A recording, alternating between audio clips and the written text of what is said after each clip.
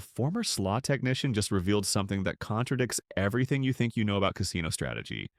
For years, we've been told which machines to avoid, which games drain your bankroll fastest, which flashy cabinets are designed to empty your wallet. But here's what nobody talks about: the machines casinos actively hope you never find. These are real games, sitting on real casino floors right now, with return to player percentages so high that internal floor reports flag them as problems. Casinos don't advertise these machines. They hide them in back corners, near bathrooms, in sections with uncomfortable seating and poor lighting. Some require management approval just to place on the floor. Others get mysteriously moved every few months, always to worse locations. According to former placement managers and slot technicians, these games represent everything modern casinos have learned not to offer players. What I am about to share comes from maintenance logs, leaked floor management emails, and conversations with colleagues who watched casino executives deliberately suppress machines that gave players a fair shot. Machine number 1, Starmania. This next-gen gaming title has a return-to-player rate of 97.87% on some versions, which makes it one of the highest RTP games you'll find on any casino floor. It's a low-volatility 10-pay line slot with simple mechanics and consistent small wins that extend playing time without the devastating losses most machines deliver. Here's why casinos hate it. Players can sit at Starmania for 2 to 3 hours on a $40 bankroll and often walk away slightly ahead or completely even. That's a disaster for casino mathematics. A former colleague named Marcus told me about internal discussions he witnessed regarding this specific machine. Management moved it 3 times in 6 months, always to progressively worse locations. First, it went from a main aisle to a side row. Then it got relocated near the sports book entrance where hardly anyone walks. Finally, they tucked it behind a bank of penny slots in a section with no cocktail service and outdated chairs nobody wants to sit in. Marcus said he saw internal memos that specifically mentioned concern about excessive player time on Starmania without corresponding revenue generation. The game lacks the flashy progressive jackpots and explosive bonus rounds that trigger dopamine spikes and keep players pumping money into machines. Instead, it pays steadily, predictably, almost boringly.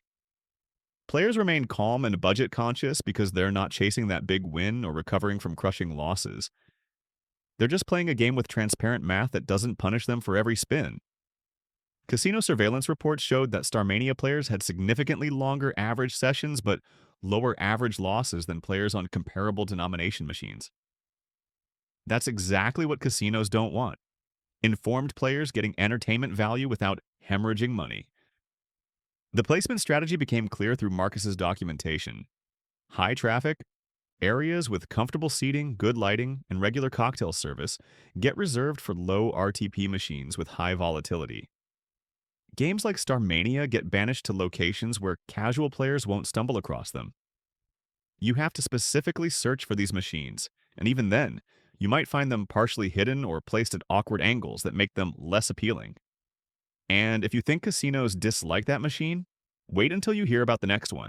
They've literally removed it from some properties entirely. Machine number 2, Ugga Bugga. This Playtech title features a unique multi-spinner format with a reported return-to-player rate reaching up to 99.07%, making it one of the highest RTP slots in any casino that still carries it. The game has 10 pay lines and a hold and spin mechanic that gives players genuine decision-making power, which is extraordinarily rare in modern slot design. Here's the problem for casinos. This game requires player skill and strategic understanding, which dramatically reduces the house edge for informed players. A regular player named Sarah documented her sessions on Ugga Bugga over 6 months, tracking every spin, every win, every decision. Her actual return came out to 98.3%. She wasn't lucky. She understood the optimal hold strategy and played accordingly. The casino eventually removed the machine during what they called a routine floor refresh. When casinos do keep Ugga Bugga, placement reveals everything. It ends up near bathrooms and service corridors or mixed into penny slot sections without any signage indicating what it is. The goal is invisibility. Maintenance logs that former technicians shared show these machines get serviced less frequently than other games. Minor malfunctions that would get immediate attention on a profitable machine sit unrepaired on Ugga Bugga for days or weeks. One technician said he received explicit instructions to prioritize other repairs over certain high RTP machines unless they were completely non-functional. The casino would rather have a partially broken machine that discourages play than a fully functional one that players might actually win on. This isn't about machine failures or bad luck. This is deliberate strategy supported by documented placement decisions and maintenance policies designed to protect casino profit margins, even when it means sabotaging machines players might enjoy. Now we're getting to machine number 3, and this is where casino manipulation becomes genuinely insidious. This one was so profitable for players that several casinos replaced it with a lower paying version and didn't tell anyone. Machine number 3, Aah Dracula. This bar crest title operates at medium volatility with a 99% return to player rate on optimal settings. But here's the twist that reveals how casinos really operate. Barcrest machines come with multiple chip configurations that allow casinos to choose RTP settings anywhere between 94 and 99%. The payable doesn't change visually. The game looks identical regardless of which chip is installed. Nothing on the machine tells you whether you're playing the 99% version or the 94% version. A former technician I worked with explained the chip swap practice in detail. Casinos receive these machines with documentation showing all available configurations. Management then selects which chip to install based on their floor strategy. High traffic areas get the low RTP chips. Machines in less visible locations might get higher RTP configurations, but only until someone notices and complains. There's a player named David who learned to identify the 99% version of Aah Dracula through careful payable inspection. Specific values on certain symbol combinations reveal which chip configuration is active. He started playing exclusively the high return version, visiting multiple casinos to find properly configured machines. After about 4 months of consistent play with documented winning sessions, a pit boss approached him during one visit and politely suggested he might enjoy some of their other games. That's casino language for "we know what you're doing and we want you to stop." The cat and mouse game escalated from there. David would identify a 99% machine, play it for a few weeks, then arrive one day to find the payable values had changed. The casino had swapped the chip overnight, downgrading it to a lower ERTP configuration without any announcement or notification. Floor management emails that were leaked online show explicit discussions about problem machines and strategies to rotate configurations monthly to prevent advantage players from settling on specific units. Some casinos went further and removed Aah Dracula entirely, replacing it with visually similar vampire-themed games that had locked RTPs around 94 to 95%. Players looking for the Dracula game they remembered would find what appeared to be the same machine, but the mathematics underneath had changed completely. This represents a level of deception that goes beyond strategic placement. This is active manipulation of game configurations combined with deliberate information suppression. Players have no way to know whether they're playing the version they think they're playing, and casinos exploit that confusion systematically. But here's where casino tactics become even more aggressive. Machine number 4 has actually been subject to manufacturer pressure from casino partners who wanted it discontinued. Machine number 4, Mega Joker. This NetEnt title features a progressive super meter mode that reaches 99% RTP when played with optimal strategy, and casinos lobbied the manufacturer to stop producing it.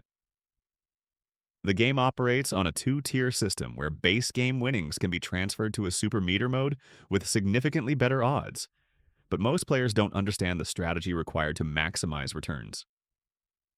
Internal NetEnt communications that were publicly leaked during a corporate dispute showed multiple casino partners complaining about Mega Joker's return to player rate and requesting modifications or discontinuation. A player named James treated Mega Joker like a part-time job. He systematically played only the super meter mode, documented every single session over 14 months, and achieved an actual return of 98.6%. His spreadsheets showed the mathematics working exactly as designed, which meant casinos were losing money every time he played. Multiple properties removed the game from their floors entirely during his documentation period. Others kept one or two units but placed them on the oldest, most poorly maintained cabinets they had. Machines with sun-faded screens and worn buttons that made playing physically unpleasant. The discontinuation tells you everything about the casino-manufacturer relationship. Mega Joker rarely appears in new casino installations, despite consistent player demand. Only older properties that haven't refreshed their slot floors in years still have it. NetEnt's newer games cluster around 96 to 97% RTP. Mega Joker's 99% represents an outlier they learned not to repeat. Casino feedback shapes game development more than player preferences do. Manufacturers design what casinos will order, and casinos order what maximizes their profit. When you find a Mega Joker machine now, it's typically in the oldest section of the casino, often in areas that feel forgotten. These aren't machines being showcased. These are machines that haven't been removed yet, sitting in locations where management hopes nobody notices them. Players on gambling forums share Mega Joker hunt stories, describing searches across multiple casinos just to find a working version. That level of scarcity for a game players actively want reveals exactly how casino business priorities work. Now we're getting into the machines that casinos don't just hide. They actively monitor who plays them. Machine number 5 has actually triggered security reviews of frequent players. Machine number 5, 1429, Uncharted Seas. This Thunderkick title operates at 98.6% RTP with low volatility, which creates the exact combination. Casinos fear most because players can sustain their bankroll for hours without the catastrophic losses that drive casino profit. But here's where things get darker than a simple placement strategy. A former surveillance colleague named Rachel revealed that frequent players of certain high RTP games get flagged in player tracking systems with notations that trigger management review. The game itself is deceptively simple. 25 pay lines, expanding wilds, no complex bonus rounds, just transparent mathematics that favors informed players who understand what they're playing. A man named Robert played 1429 Uncharted Seas exclusively for 8 months, visiting the same locals casino 3 times per week and documenting every single session in spreadsheets that tracked spin counts, total, wagered, total returned, and session duration. His record showed consistent performance matching the theoretical RTP, which meant he was getting exactly what the mathematics promised. Nothing more, nothing less. After about 6 months of this pattern, his casino host contacted him with an interesting offer. Free play credits that could only be used on specific machines, none of which were 1429 Uncharted Seas. When Robert asked if he could use the free play on his preferred game, the host explained that promotional offers were limited to participating games. Every single participating game had an RTP between 92 and 95%. The player tracking revelation goes deeper than most people realize. Casino management systems can generate reports showing which specific machines individual players favor, how long they play, and what their theoretical loss should be based on total coin-in. When players like Robert show up in these reports with actual losses, far below theoretical expectations, it triggers a review process. Rachel described seeing floor manager emails discussing specific player IDs and their preferred machines, with recommendations to redirect these players through host interventions, targeted offers, and strategic conversations. The psychological manipulation counter-strategy embedded in 1429 Uncharted Seas is its simplicity. There are no hypnotic bonus rounds with flashing lights and dramatic music. There are no near-miss scenarios where you almost hit something big. The game pays what it pays, cleanly and mathematically, which means players stay alert and rational rather than entering the dissociative state that casinos cultivate intentionally on most machines. Placement punishment for this game follows a predictable pattern. Casinos put it in non-smoking sections far from restaurants, bars, and other amenities. They surround it with uncomfortable seating or position it in areas with poor climate. Control. One casino placed their only 1429 Uncharted Seas machine directly under an air conditioning vent that made the area noticeably cold. Players would try the machine, get uncomfortable, and move to warmer sections of the floor where lower RTP games waited. The ratings factor adds another layer to this story. 1429. Uncharted Seas consistently scores high in player satisfaction surveys that casinos conduct to understand game performance. Players report enjoying the game, appreciating its fairness, and feeling like they get good value for their money. Casino response to this positive feedback is reducing floor presence rather than expanding it. Player club data that leaked during a casino management software transition showed average time on device for 1429 Uncharted Seas was 212 minutes, compared to casino average of 47 minutes. Average loss per session was $18 compared to casino average of $83. This creates fundamental anxiety for casino business models that depend on rapid player turnover and substantial losses. The entire operation is engineered to move money from player to house as efficiently as possible, and games like this obstruct that machinery. Some casinos implemented what they internally called suggested play systems, where hosts receive automated alerts when tracked players spend too much time on high RTP machines. The host then approaches with friendly suggestions about new games, special promotions on different machines, or invitations to try something in a better location with more comfortable seating. Every intervention is designed to move the player away from the game that's treating them fairly and toward games that will extract more money. And if you think tracking high RTP players sounds invasive, machine number 6 was actually removed from a major Las Vegas casino after a player filed a formal complaint with the Nevada Gaming Control Board. Machine number 6, Bloodsuckers. This NetEnt title operates at 98% RTP with a bonus round that becomes a genuinely positive expected value when you understand the picking strategy. And casinos absolutely hate any game element where player skill creates mathematical advantage. The story of a woman named Linda illustrates exactly how far casinos will go to protect profit margins. She discovered Bloodsuckers at a strip casino and played it successfully for 3 months, always choosing the same machine in the same location because she'd learned its particular rhythm and timing. One Tuesday afternoon, she arrived to find the machine gone, replaced by a different vampire-themed game that looked similar but had completely different mathematics. Linda asked a floor attendant where the Bloodsuckers machine had been moved. The attendant claimed ignorance. Linda asked a supervisor. Same response. She finally went to player services and filed a formal inquiry about the removal of a specific machine she'd been playing regularly. 2 weeks later, the casino sent a letter explaining that floor configurations change regularly based on operational needs and a player demand. Linda wasn't satisfied with that answer.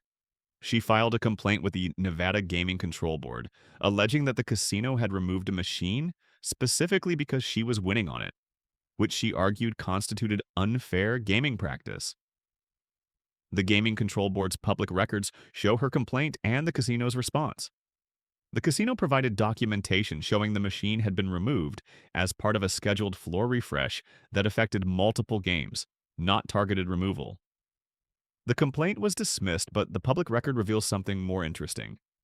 Multiple similar complaints about specific high RTP machines being removed or relocated after player success. Former pit supervisor Tom admitted in an online forum post years after leaving the industry that meetings at his property specifically discussed what they internally called the Bloodsuckers problem. Advantage players had formed a small community online where they shared optimal picking strategies for the bonus round coffin selections. The bonus round outcomes weren't purely random. There was a deterministic element that skilled players could exploit, and information about this spread through gambling forums faster than casinos could respond.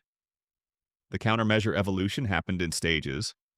First, casinos moved Bloodsuckers machines to worse locations. When that didn't stop informed players from finding them, they removed machines entirely from some properties. Finally, several major casino chains lobbied NetEnt to modify the bonus structure in any future vampire-themed games. Between 2018 and 2020, a significant percentage of major casinos removed bloodsuckers from their floors entirely. Player communities documented these removals systematically, creating crowdsourced maps of where to find bloodsuckers that got updated constantly as machines disappeared. The replacement strategy reveals the deception at another level. Casinos installed visually similar vampire-themed slots with RTPs between 94 and 95% in the same general floor locations where bloodsuckers had been. Players seeking the game they remembered would find what looked like the right theme and assume it was the same machine or an updated version, never realizing the mathematics had changed fundamentally. This bait and switch tactic was never announced or disclosed, just quietly implemented across multiple properties. What makes this particularly significant is it demonstrates that casinos will actively eliminate games where player knowledge creates even small advantages. The house edge on bloodsuckers was still 2% even with optimal play. Casinos were still profitable in the game, but the profit margin wasn't high enough, and the existence of player skill elements created unpredictability that casino operations management couldn't tolerate. The bigger trend this represents is movement toward removing any game where informed players can improve outcomes through knowledge or skill. Modern slot development focuses on pure chance mechanics where player decisions are either cosmetic or actually harmful, giving the illusion of control while ensuring the house edge remains absolute. Now we're getting to the final two machines. Machine number 7 is so problematic for casinos that some properties require floor manager approval just to place it on the gaming floor. And that approval process reveals internal policies most players never imagined exist. Machine number 7, Jackpot 6000. This NetEnt classic operates with a super meter gamble feature that delivers 98.9% RTP. And at certain properties, this game actually requires vice president sign-off before it can be placed on the gaming floor. A former floor manager named Kevin described the approval process in detail during a conversation 3 years after he left the industry. High RTP machines at his property were classified in tiers based on their theoretical hold percentage, and anything above 98.5% required executive approval with written justification for why the machine deserved floor space. The request had to include projected revenue analysis, proposed placement location, and estimated impact on surrounding machine performance. Kevin said he submitted 11 requests for high RTP machine placements during his 4 years in that position. 9 were denied, the 2 that got approved were placed in locations, so deliberately disadvantageous that they generated almost no play. What makes Jackpot 6000 extraordinary from a mathematical standpoint is the super meter gamble feature gives players a genuine 50-50 decision point. Most gamble features on slot machines are house edge traps designed to look like even money propositions, while actually favoring the casino significantly. This one is different. When played with correct strategy, the gamble is mathematically neutral, a true coin flip that doesn't erode your bankroll through hidden percentage advantages. This creates something casinos fundamentally oppose: a game element where the house doesn't have edge. A woman named Patricia understood the super meter strategy completely. She was a retired mathematics teacher who approached gambling with spreadsheets and probability analysis rather than hope and superstition. She identified the Jackpot 6000 machine at her local casino and played it exactly twice per week, Wednesday and Saturday afternoons, for an entire year. Her sessions averaged 90 minutes, and her total documented loss for 52 weeks of play was $240. That works out to about $4.60 per session. The casino assigned a host to Patricia specifically. Internal CRM notes that later became public during employment litigation showed the host was instructed to offer Patricia incentives to try other games. She received free play that only worked on specific low RTP machines. She got invited to slot tournaments that didn't include Jackpot 6000. She was offered better comp rates if she'd diversify her play across multiple game types. Patricia politely declined everything and kept playing her Wednesday and Saturday sessions on the same machine. A leaked casino operations manual from a major regional chain included a section on machine placement approval that explicitly referenced RTP tiers. Machines above 98% were limited to less than 2% of total slot floor space, and placement required documentation, showing the machine wouldn't cannibalize revenue from surrounding games. The manual included a business calculation example showing one high RTP machine earning $50 per day compared to a standard machine earning $300 per day in the same location. The conclusion was obvious. High RTP machines were floor space liabilities that only existed to meet regulatory requirements or provide an illusion of player-friendly options. Maintenance discrimination against these machines goes beyond slow service response. Work order completion data from a tribal casino that became public during a labor dispute showed average repair time for machines below 96%. RTP was 4.3 hours. Average repair time for machines above 98%, RTP was 19.7 hours. The same technicians working on the same types of malfunctions took 4 times longer to complete repairs on high RTP games. When questioned about this disparity, management claimed it reflected parts availability and scheduling complexity rather than deliberate policy. The visibility suppression strategy means these machines get no promotional support whatsoever. There's no signage highlighting their RTP, no promotional materials mention them, no slot tournaments feature them. No casino host ever suggests them to players asking for recommendations. Floor attendants receive no training on their features or optimal play strategies. When players ask about these games, staff genuinely can't explain how they work, because the casino has deliberately kept that information away from frontline employees. This creates a knowledge barrier that discourages casual players from trying machines they don't understand. The design obsolescence issue means NetEnt is extremely unlikely to create modern versions of Jackpot 6000 with updated graphics and features. Casino feedback to manufacturers has made clear that games with supermeter features and high RTP percentages won't get floor space in new installations. NetEnt's development pipeline focuses on games that casinos actually want to buy, which means lower RTPs and pure chance mechanics without skill elements. The player challenge in finding these machines requires research, persistence, and often visiting multiple properties. You can't just walk into a casino and expect to stumble across Jackpot 6000. You need to know it exists, understand why it matters, and specifically search the floor to locate it. Even then, many casinos have removed it entirely or placed it in sections you'd never naturally walk through. The mathematical irony is that casinos could generate extraordinary positive publicity by promoting their highest RTP machines. Imagine marketing campaigns built around, "We offer the fairest games in the industry, here's proof." But that would require prioritizing player satisfaction over profit maximization, and every decision casinos make proves they've chosen the opposite priority structure. They'd rather hide fair games and hope you never find them than celebrate fairness as a competitive advantage. And now for the final machine on this list. Number 8 is so good for players that it's become genuinely rare, and when you find one, there's a decision you need to make immediately about whether to play it or preserve its location by staying quiet. Before I reveal this final machine, I need to ask something important. If you found value in any of this information, if learning about these machines and casino placement strategies has given you knowledge you didn't have before, I need you to subscribe to this channel and turn on notifications. This content costs me professionally. Former colleagues won't speak to me anymore. Industry contacts have cut ties. I've been effectively blacklisted from casino employment because I chose to share information that casinos desperately want suppressed. Every video I make revealing these insider practices makes it harder for me to work in this industry again.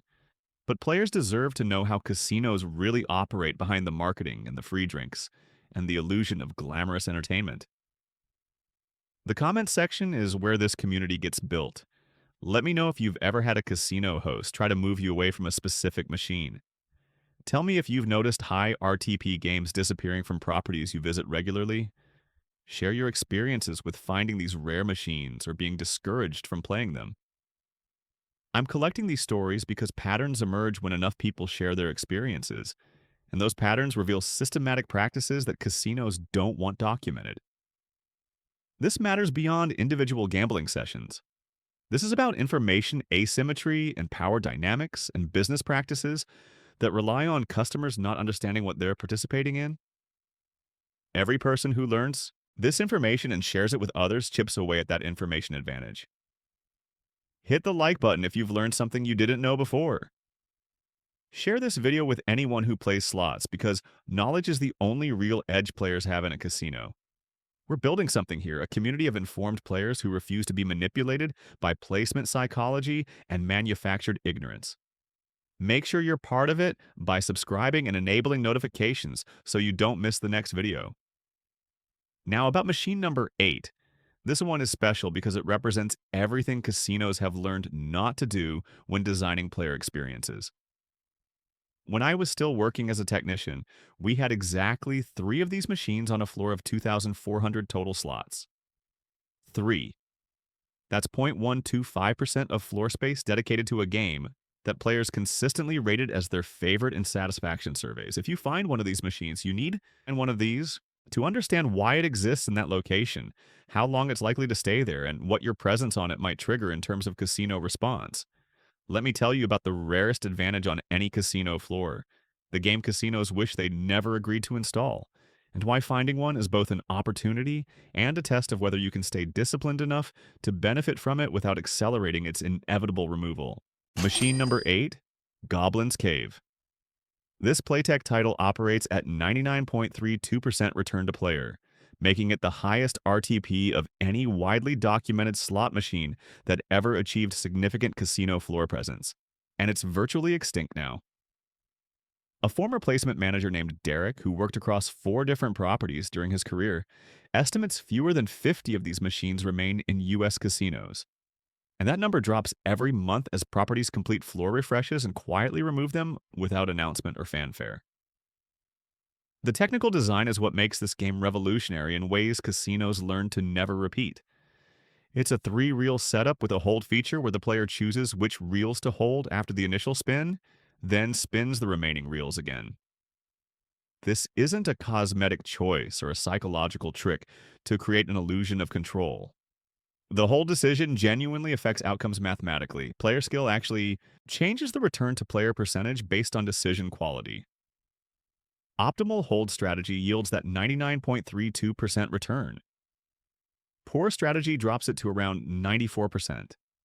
The casino's entire business model depends on players not understanding this distinction, gambling on their ignorance, literally and figuratively. A man named Michael found one of these machines at a local casino 40 minutes from his house. He didn't stumble across it casually. He spent 3 months systematically visiting every casino within a 50-mile radius, checking every single Playtech cabinet on every floor, looking specifically for Goblins Cave after reading about it in Advantage Player forums.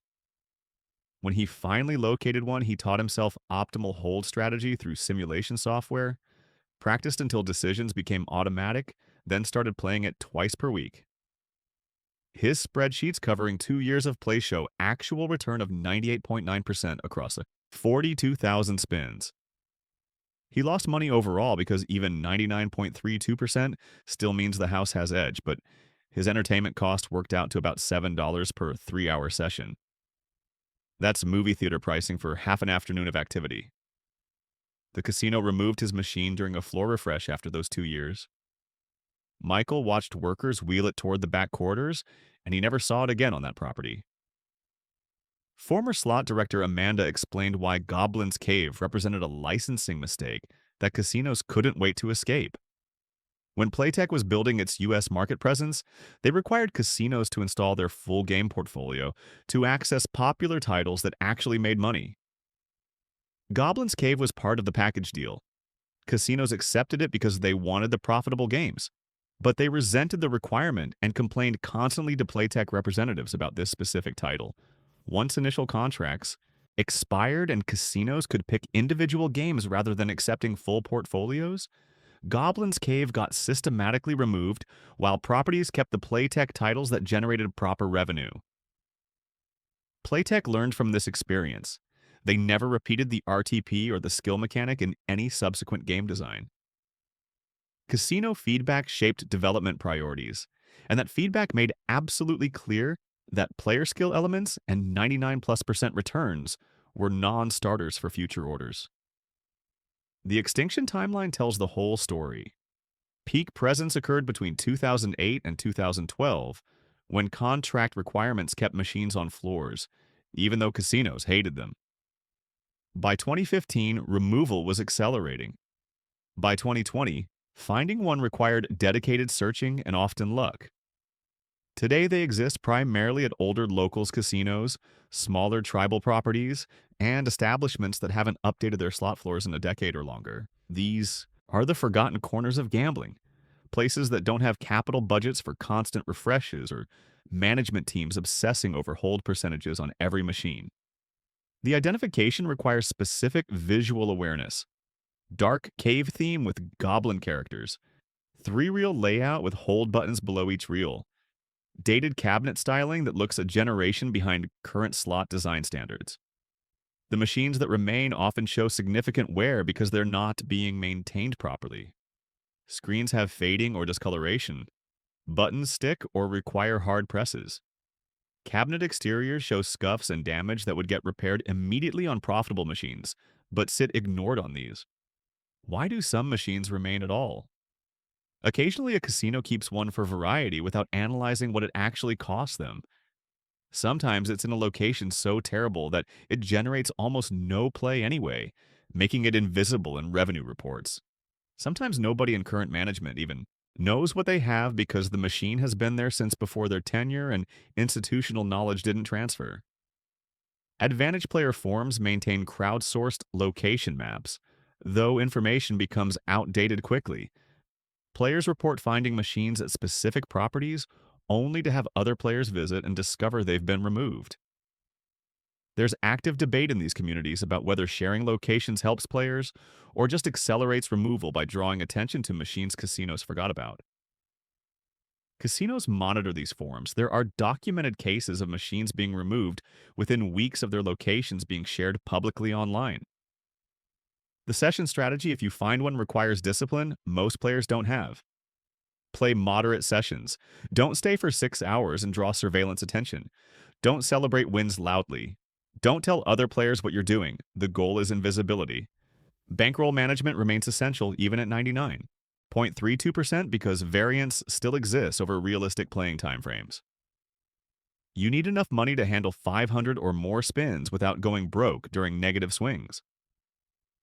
Optimal strategy requires actual knowledge, not guessing. Specific real combinations have correct hold patterns based on probability analysis. You need to learn these patterns and execute them consistently. This isn't a machine you can play mindlessly while drinking and socializing. What this represents philosophically is the road gambling didn't take. Slots could involve genuine skill. Games could reward knowledge and decision quality. The house could still maintain edge while giving players meaningful agency. But casinos rejected that model completely because it introduces uncertainty into their profit projections. They'd rather have absolute mathematical certainty, even if it means offering worse player experiences. Gaming regulations don't require fairness beyond basic functionality standards. Commissions ensure machines work as programmed, not that programs treat players equitably. Even with reporting requirements, RTP information remains scattered and difficult for average players to access. This information asymmetry is structural and deliberate. If players knew the exact return percentage of every machine on the floor, casino layouts would change overnight. But they don't know, and casinos fight to keep it that way through complexity, obfuscation, and strategic silence about which games offer better odds. So now you know the 8 machines casinos hope you never find, and understanding these games reveals something far more significant than just which slots to look for on your next casino visit. Let's recognize what we've actually uncovered here.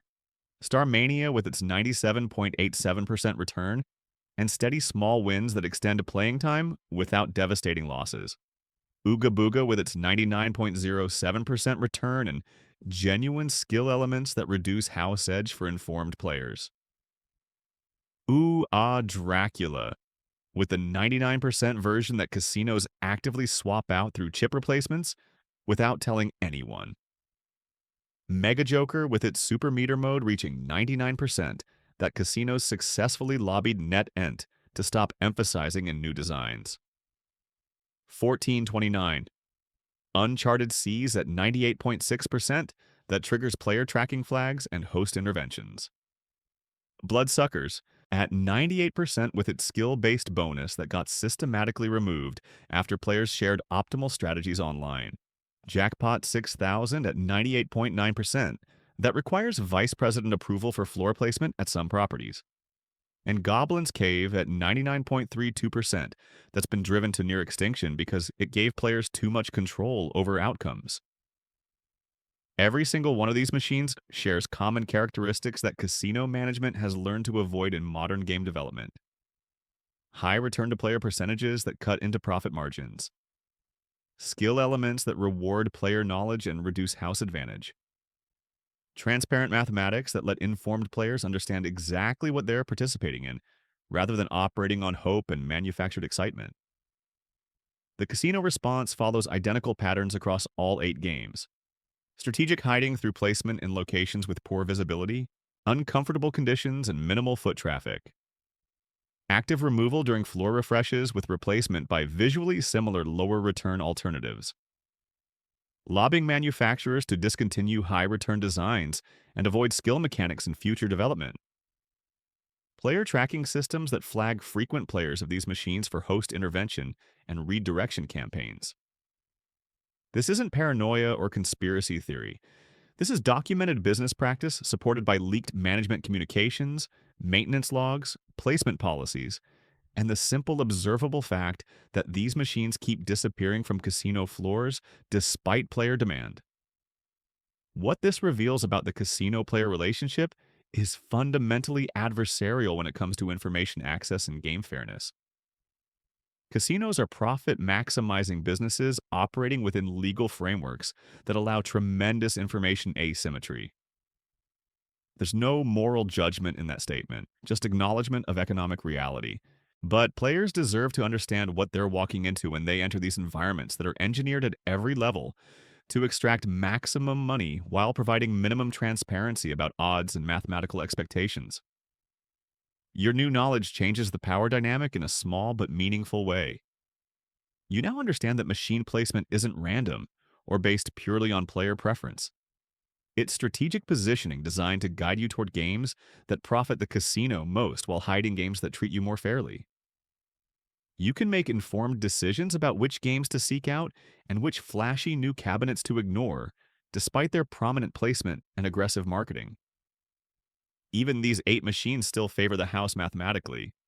Playing Goblins Cave at 99.32% means you're choosing slower loss rather than guaranteed profit. But if you're going to play slots anyway, if that's entertainment you've decided to purchase with your money, then playing games that cost you $7 per 3-hour session instead of $80 makes rational sense. The industry trend continues moving away from everything these 8 machines represent.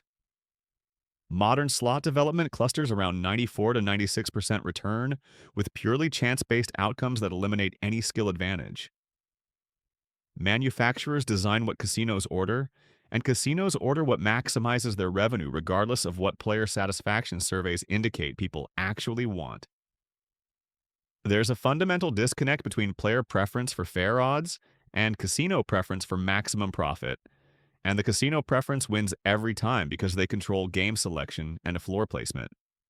Information remains scattered and difficult to verify even when it exists publicly. Gaming Commission reports contain RTP data, but in formats that require technical knowledge to interpret. Casino promotional materials never highlight return percentages. Floor staff receive no training on comparative mathematics across different games. This information suppression is systematic and structural rather than accidental.